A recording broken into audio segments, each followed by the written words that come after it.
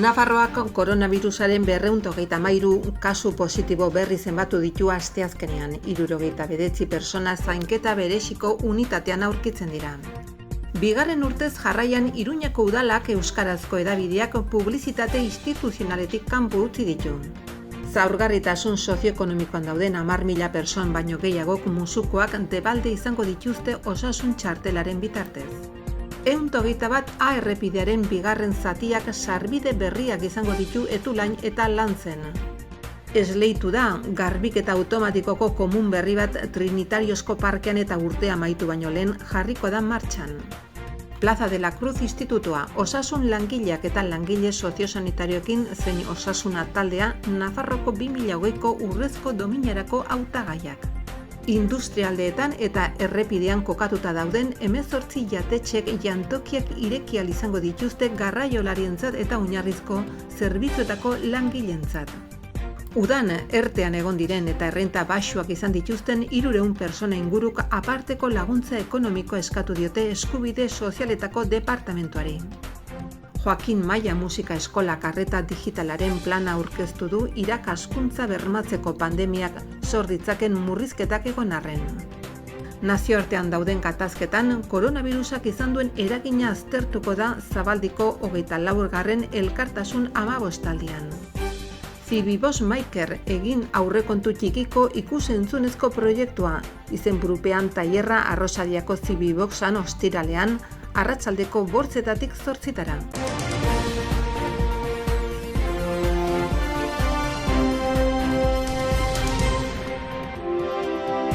Asteazkenean 3.915 PCR eta antigenoen testak egin ziren Nafarroan eta 233 lagunek positiboa eman dute.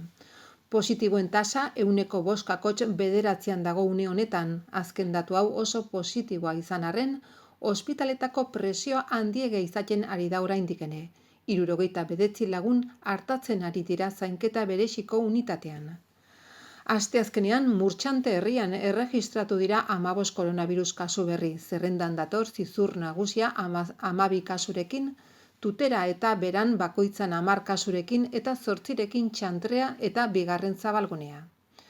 Koronavirus gaixoen 23%, 45 eta 59 adin tarteko pertsona dira, 20 15 urtetik berako gazteak, 19 15 eta 29 adin tartekoak eta 17 30 eta 54 adin tartekoak, 13tik gorako gaixoak 75 urtetik gorako pertsona dira. Koronavirus kasu berrien bataz besteko adina 40,8 kokatzen da une honetan. 52 emakumeak dira eta 48 gizonezkoak. 225 lagun erietxetan daude, 69 lagun zainketa bereziko unitatean, 43 gaixo etxetik hartatzen ari zaie. Bestetik gaineratu ere Nafarroko 384 ikasle beraien ikastetxetara itzuli direla azken 24 orduotan. Isolamenduko egunak bete ostean, era berean, 101 ikasle konfinamenduan sartu dira. Konfinamenduen dagoen ikasle kopurua 2,89 jaitsi da. Aipatu ere taldeko kiroletan parte hartzen dutenek entrenamendu osoak egin ahal izango dituztela aire zabalean, halaber 50 lagunetik gorako lehiaketak baimenduko dira, hauek ere kanpoan egiten badira. Hauek dira gaur onartutako kirol arloko prebentzio neurrien luzapenak aurreikusten dituen 2 aldaketak. Iruñeko udaleko EH Bildu taldeak salatu du eskuineko hirukoak iragarritako komunikabidetan publizitate tarteak erosteko banaketa irizpideen aldaketa. 3 dira salaketaren argudio nagusiak. Publizitate banaketatik euskarazko hedabide guztiak baztertzea. Informazio publikoa eskuratzeko euskarazko hedabideak aukeratzen dituzten pertsonen eskubideak urratzea eta hedabide digitalentzako partida justifikaziorik gabe handitzea. Koalizio Subiranistaren ustez, udal gobernuaren kideak diren hedabideak finantzatzeko saiakera ezkutatu nahi du azken aldaketak. Publizitate gune horiek esleitzeko plegu berriek diskriminazio nabarmena eragiten dute hiri honetako 2 hizkuntza ofizialetako batean informatzen duten hedabideen aurka, Ez baitira partida espezifikoa gordetzen euskarazko edabidentzat, eta loten banaketa osoa edabiden audientzia globalaren arabera kalkulatzen da, azaldu du EH Bilduk.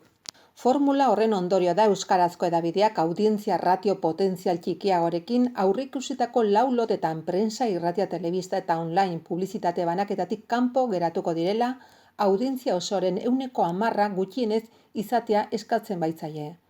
Kontutan hartuta gaur egun 15%an kalkulatzen dela euskara ondo erabiltzen duen Iruñako biztanleria, eskuineko hirukoak ezartzen dituen gutxieneko audientzia muga horiek gaztelaniazko hedabide bati udalarekin publizitate tarteak kontratu ahal izateko balizko audientzia 80% biltzea eskatuko balitzaio bezala dira, azaldu du koalizioak.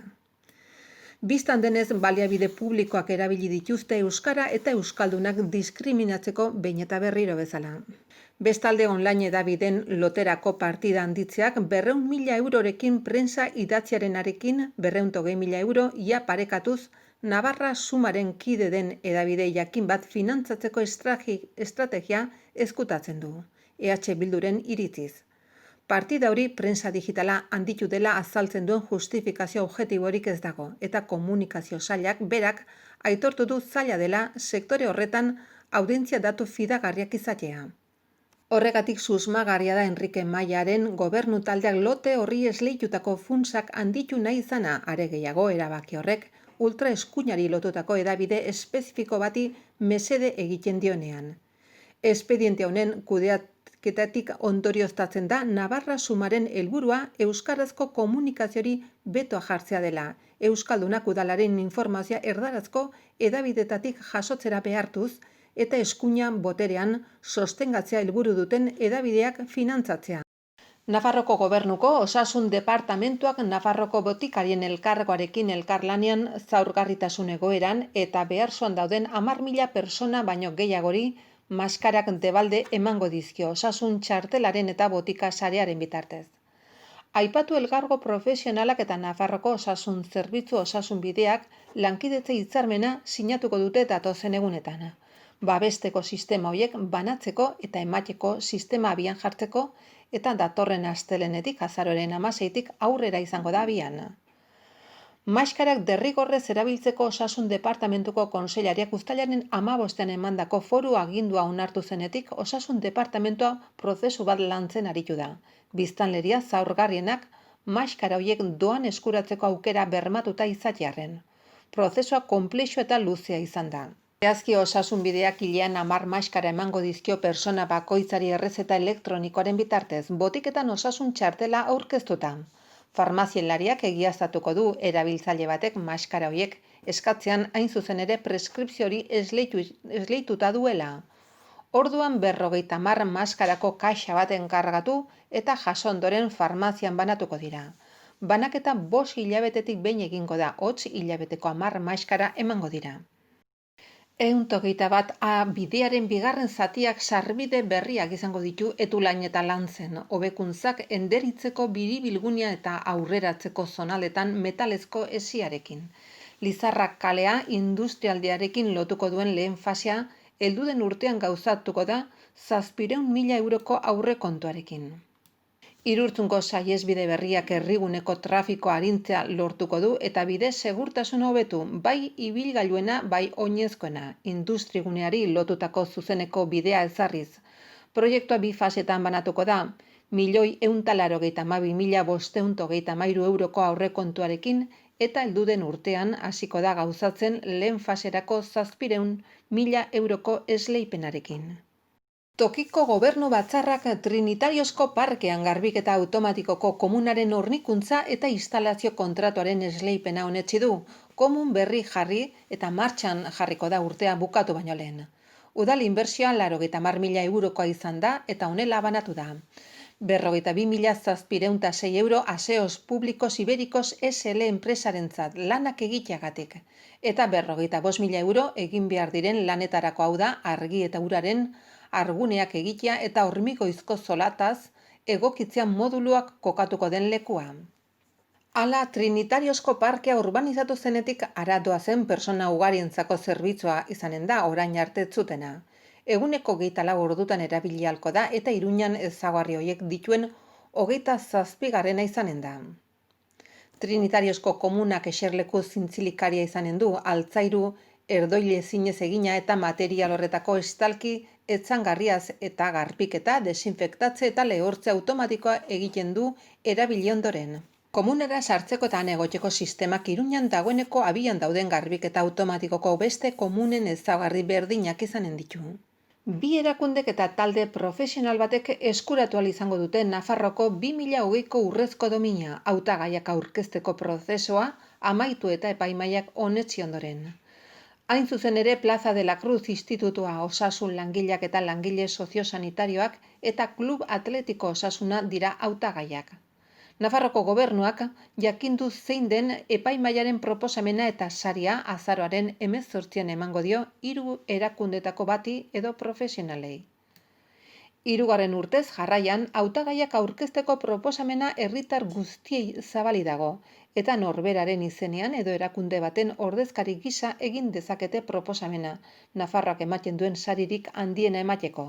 Gizartea hobetzen, balio demokratikoak sendotzen eta foru komunitatea kanpoan proiektatzen laguntzeagatik nabarmendu diren persona, erakunde entitate eta kolektiboei.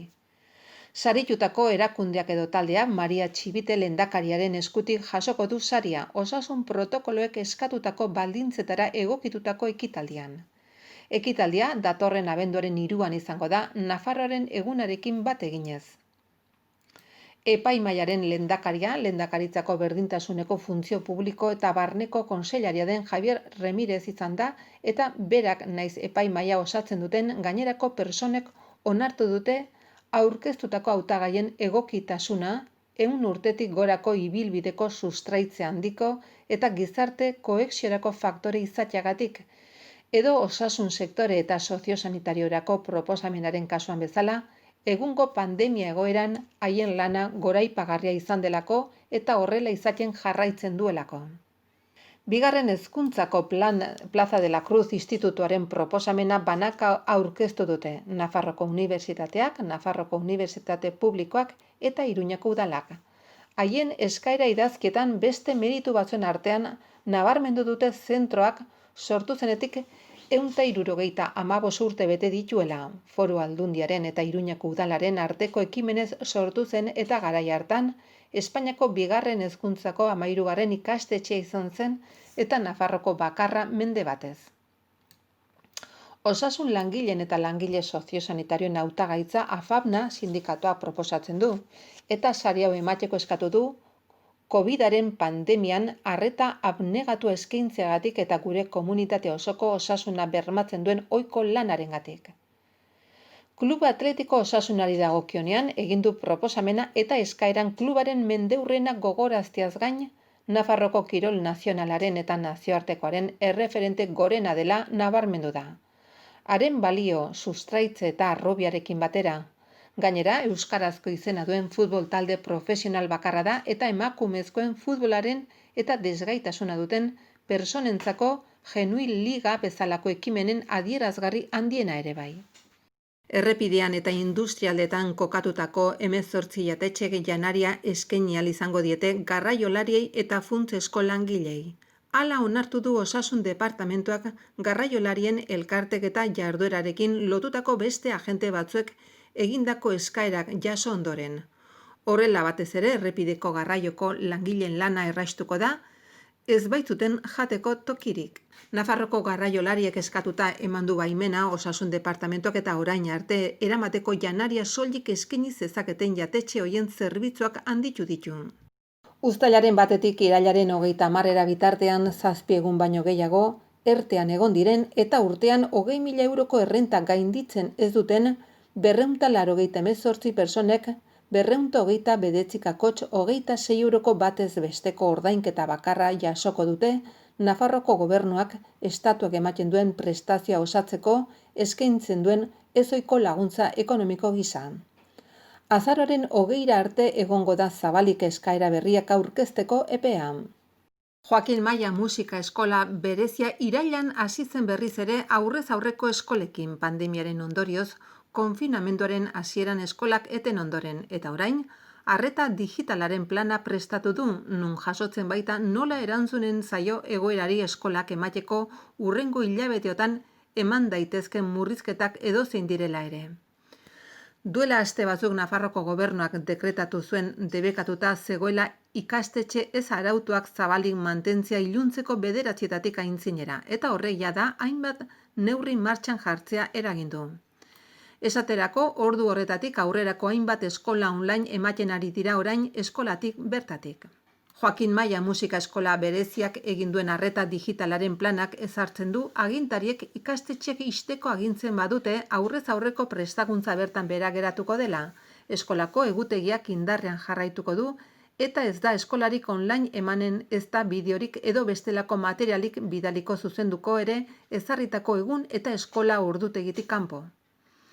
Osasun eta hezkuntza agintariek ezarriko balute irakaslek beren lana ikastetxean egin dezaketela, planak ezarri du jada aurrez aurrekoa ez den hezkuntza nola gauzatuko den.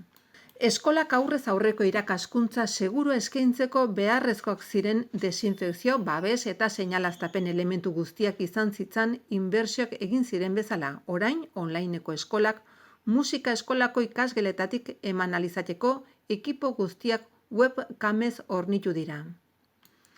Musika eskola irakaskuntza ez arautuzko ikastetxea da, horregatik Nafarroko gobernuak halako zentroek beranduenez 9 itxi behar zutela agindu zuenean, plana martxan jarri zen gaueko 10 arte luzatzen diren eskolei erantzun emateko. Aurreikusitako neurrien arabera egoera honetan ikasleak beste ordutegietara aldatzen saiatuko dira. Beti ere, taldekako jardueren ratio betetzen bada, eta edo dagokion espezialitateko instrumentuko irakasleak aurrez aurreko eskola ordu libreri badu ukitutako ikaslei eskola emateko. Aldaketa posible ez den kasuetan arreta ez presentziala eginen da. Hala, gertatzen ari da instrumentuko eta musika hizkuntzako zenbait eskolatan. Duela aste batzutik hona, eskolak telematikoki ematen ari dira eskolatik bertatik. Irakasle konfinatuta egon behar duten kasutan edo agintarik ezin direla eskolara joan irakastera ezartzen badute eskolak online emanen dira irakasleen etxetatik bertatik. Irakaslek eskolako idazkariak erregistratu ondoren telelanerako gailuak, soinu txartela, mikrofonoa, partiturak eta musika eskolako bestelako materiala erabiliko dituzte telelanean aritzeko. Eskolako zuzendaritza taldeak material hori irakaslei helarazteko mekanismoak bilatuko ditu, zentrora bila joan ezin badaitezke. Koronavirusak munduko erresistentzia borroketan eta mugimendu sozialetan izan duen eragina aztertuko da azaroaren 16tik 29 bitartean eginen den Zabaldiko 24. Elkartasun 15aldian. Nola bizi izan dute pandemia Kurdistanen, Palestinan, eta Greziako errefuxiatuen kanpamenduetan, horiek dira jardunaldi hauetako adibidetako batzuk. Horrez gain, koronavirusak azalean jarri duen krisi sistemikoaren nondik norakoak aztertuko dira. Zibibos Maiker programazioaren barne egin aurrekontu txikiko ikus-entzunezko proiektua tailerra eskainiko da Arrosadiako Zibiboxan azaroak 13 ostiralean, arratsaldeko 8 8:00. Ikus-entzunezko edukien trebetasunak eta garapena garatzeko 14 urtetik gorantzako tailerra da. Saio desberdinetan aurre produkzioa, grabazio, edizio, muntaketa eta postprodukzioa biltzen dituen guztia azalduko da.